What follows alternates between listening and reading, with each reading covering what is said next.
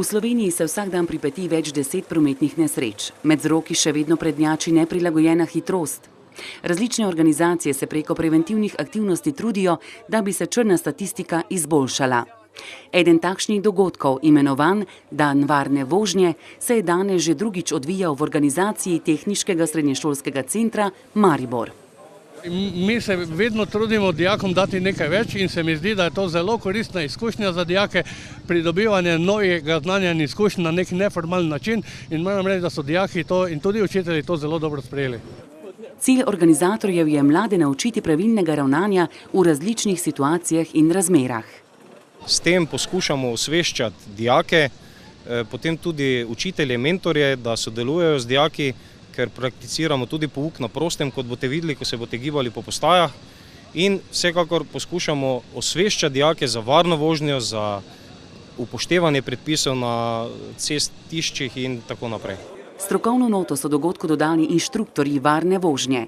Varne vožnje se učijo potencialni vozniki z inštruktorji varne vožnje tudi pod okriljem AMD Team Maribor. Ja, smo bili zelo veseli, da lahko predstavimo vidike varne vožnje, tiste najbolj ključne, katere otehtajo v prometu, in če pripomoremo na takšen način z kakšnimi prometnimi vsebinami, da spodbudimo zavest v ljudeh, verjamemo, da smo storili že korak naprej.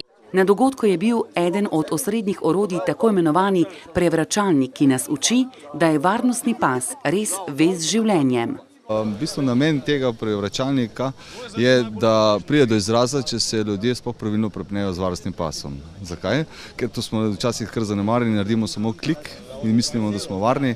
Pomembno pa je seveda, da so te pasovi normalno prilegajo telesu.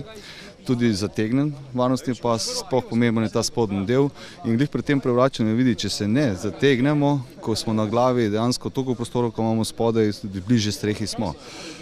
Seveda, da spodnji del nas zadrži. Sebi, da zavarujemo, gremo na streho, varnostni pas nas drži, spodnji del, pa pride do tega, da pristanemo na strehi. Evo, cka. Zdaj pa potrebno reševanje, na kakšen način? Vedno imeti mirno kri. Pa stojo, varnostni pas nas drži. Kot da bi stojo delali. Se pravi, tu je streha, zdaj pa poskušajo še z nogami priti do strehe. Kaj poskušajo? S korakama, tako, počasi, še bliže stopiti, fino, evo. Seveda, z nogami gor tišiva telo, da sprostiva varnostni pas, zdaj pa samo z notranjo rogo poiskati varnostni pas, da ga odpnemo. Kar deva, z nogami pa tišiva gor. Kar fejst, evo, zdaj pa samo skrčiva, varnostni pas dava ven in počasi ven. To je to. Mi moramo vedno najprej sprostiti varnostni pas, da lahko sploh odpnemo. Pogosto so na kraju prometne nesreče prvi prav gasilci, ki nemalokrat izvite pločevine rešujejo ponesrečene. Pri tem sodelujejo z reševalci, kot seveda tudi policisti. Slednji gotovo raje izvajajo preventivne kot represivne ukrepe.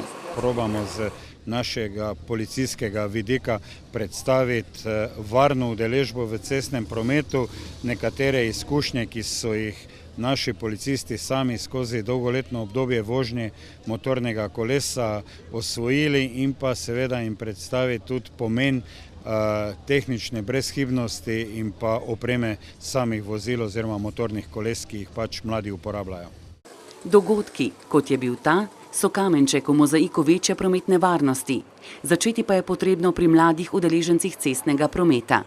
Dijaki Tehniškega šolskega centra Maribor so morda malce v protislovju, kar so tudi praktično prikazali. Zanje in njihov bodoči poklic so karoserijske poškodbe vozil dobrodošle. A če se že morajo zgoditi, naj se brez smrtnih žrtev in poškodovanih.